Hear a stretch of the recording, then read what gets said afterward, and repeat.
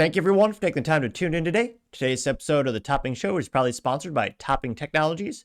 Topping Technologies is an IT value-added reseller and services company with a special proficiency in IT security.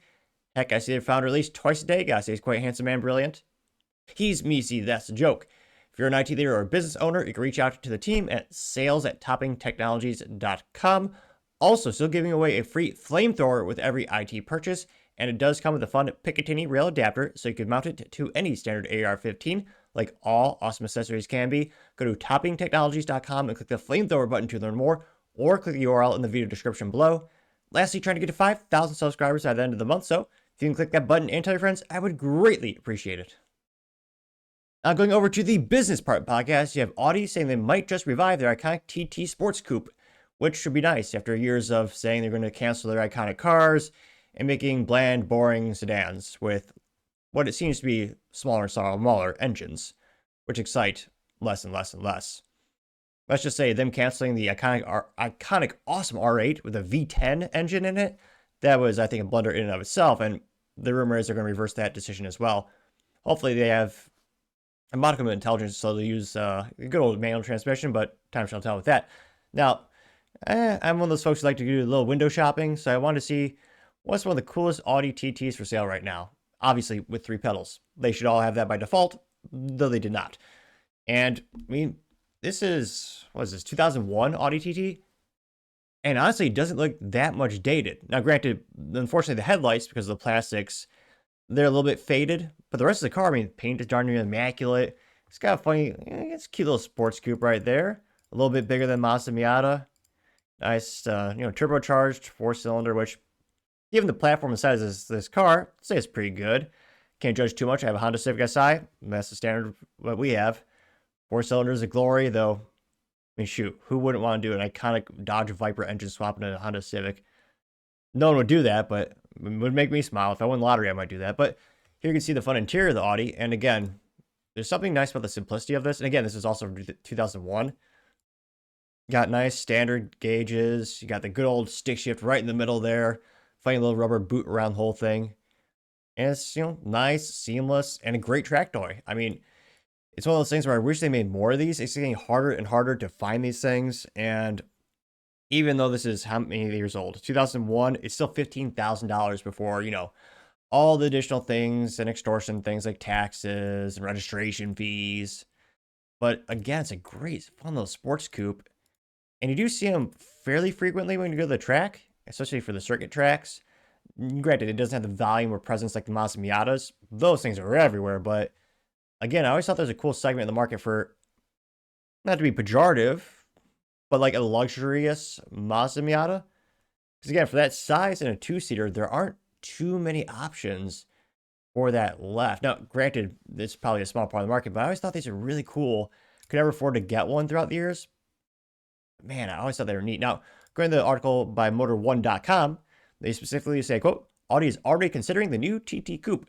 CEO Gerald Dollner wants the brand to get back to the sports car game, and it could draw inspiration from the original Audi TT, which the one pictured actually looks a lot better than the one for sale I was looking at.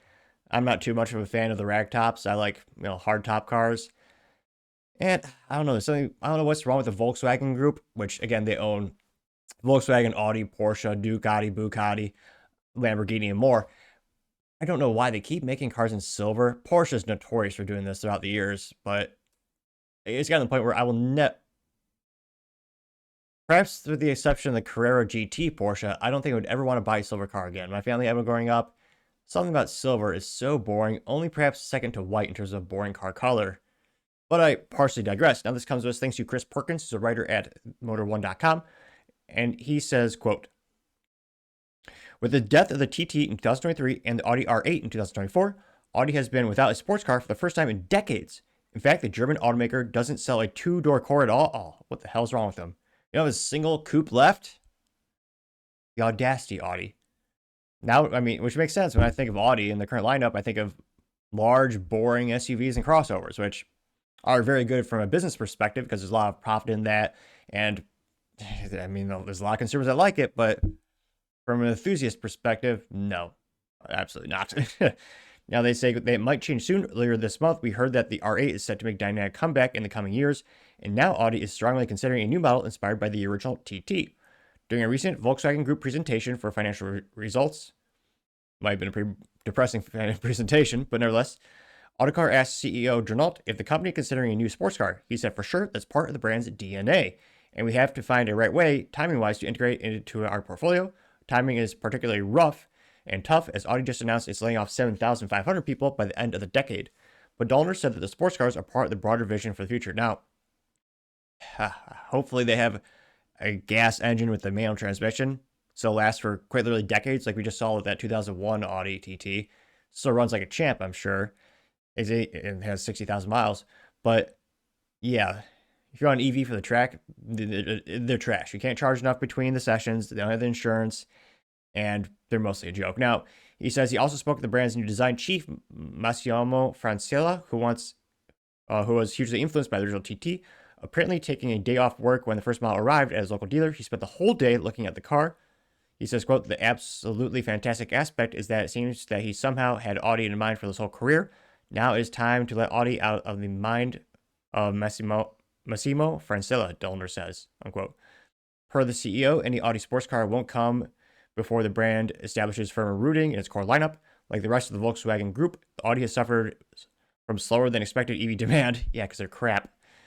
Ugh, trash. And VW software programs aren't the best. It has heavily refreshed the lineup, though. The A5 has replaced the A5, gas electric A6s, a new Q5, and the electric Q6 e-tron. I don't know who's in charge of this marketing or these names. Nevertheless, they say Audi has been defined by its groundbreaking sports cars. The original Quattro Coupe put the brand on the map as a technological leader, and the TT showed the world that it was a design force, with the R8 demonstrating it belonged among the sports car greats, which a lot of people also said it's just a discount Lamborghini because, again, both parents, same company, and lots of parts sharing. Very similar to the large, I think mostly stupid, Lamborghini SUV. Yeah, spoiler, if you actually pop off some panels, you'll see a lot of Audi parts on that because it's basically an Audi SUV with Lamborghini lipstick put on it. Now, they continue saying, quote, Audi needs strong sales volume sellers, of course, but arguably it needs to show the world why the brand matters, which, yeah, I don't know if it really does anymore. The first comment comes from Michael saying, quote, I hope they give it a manual and dual clutch options. After all, sports car is supposed to be fun, so a manual makes a ton of sense, which, yes, it would. Another gentleman says, I'd like to see the TT make a comeback. Now with my second TT MK3 manual, to me, it's the only good-looking sports car that's reasonably priced. Which, again, for Audi, to have the car that's more sporty, more luxurious than the Miata, and somewhat similar in size and proportions, I think there's definitely a market out there. And you got to give people a reason to be excited about your brand. Again, when I look at Audi.com, actually, that's how crappy their brand is. I haven't looked at that in a while. Like, when I'm window shopping, I've never gone to Audi.com in maybe 36 months. And don't get me wrong, I actually do go window shop at things that are widely, comically out of my income range. I look at Porsche.com all the time. And I play with the little building configurator and all that kind of stuff. But, I mean, when you think of Audi, what do you think of? I think of sedans from, like, the 2000s era. My friend had one, or more accurately, his parents had one. But, I mean, the R8, it'll be interesting to see how they bring that back. Again, there's so many people who really appreciate a gas engine platform.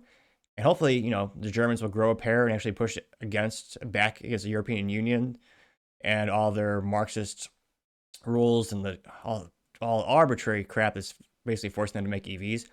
Again, Germany's the #1 GDP contributor, and yet they acquiesce and pathetically say, oh yeah, EU, we'll stop making our most profitable cars that consumers like. We'll make EVs. So hopefully, I'm not sure what the odds are, hopefully Germany grows a pair and actually start to make vehicles that people want. But we'll see. I mean, there's so many cars that are disappointed. Even, I mean, geez Louise, Porsche said they were going to make more EVs because the government's forcing them to. So we'll see. Hopefully this does not come back as an abomination and it's just an EV, Audi TT, EV or something like that. But let me know your thoughts and comments because, as always, be fascinated to hear what you have to say. Thank you, everyone, for taking the time to tune in today. Again, trying to get 5,000 subscribers by the end of the month. So if you can click that button, I greatly appreciate it. Also, give me a thumbs up, thumbs down, or comment. It's a great way to give me some additional feedback. letting me know how I can make the show better and better. Lastly, don't forget to take time to tell your family, tell your friends, tell your coworkers, heck, tell your enemies, tell anyone and everyone. Just stay safe and fight the good fight.